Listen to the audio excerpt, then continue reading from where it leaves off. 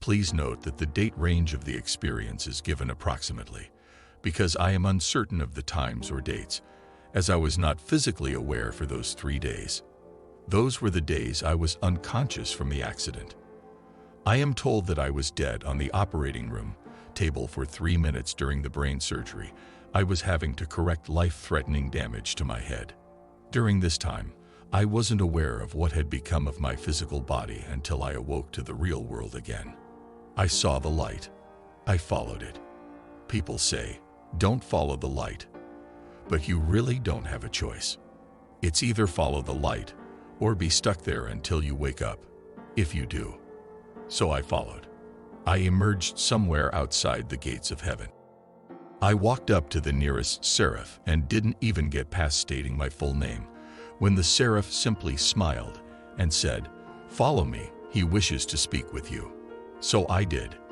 We walked in through the gates and I was led straight to the chamber where the Lord sat. I seated myself across a desk from him, and we began conversing. The desk was completely clear. To this day, I cannot completely remember all that I talked with him about, but I get a sense that it was a long conversation, one as if between friends. I do remember some parts of it, however, mainly that he told me directly that I would not remember much of what we talked about. What I do remember is from the middle of the conversation.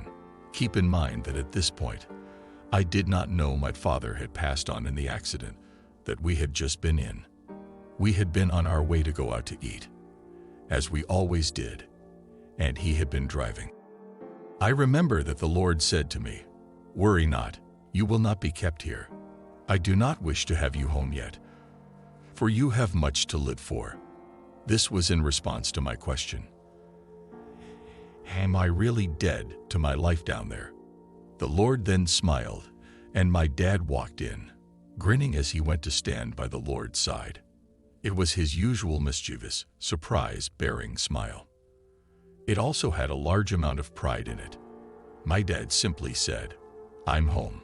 To which I replied, "Daniel will miss you, and so will I."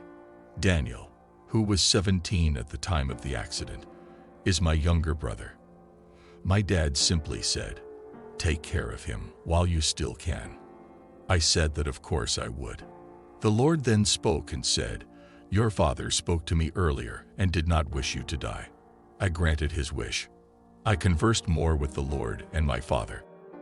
This portion isn't something I can remember, but I get the hazy sense that it was just as if we were talking things over, and that they were both consoling me. My memory picks back up at the point where I expressed my anxiety at returning to life. I think I said, "Well, I'd like to get back down and check on Daniel." And I gave my father and the Lord a parting hug. I still remember the hugs well, for when I gave the Lord a hug, he whispered into my ear as I was transported back, "You will not remember everything we spoke about, but don't worry, and you'll remember what you need to know in life when the time is right. And you will remember it all when you cross heaven's threshold once again."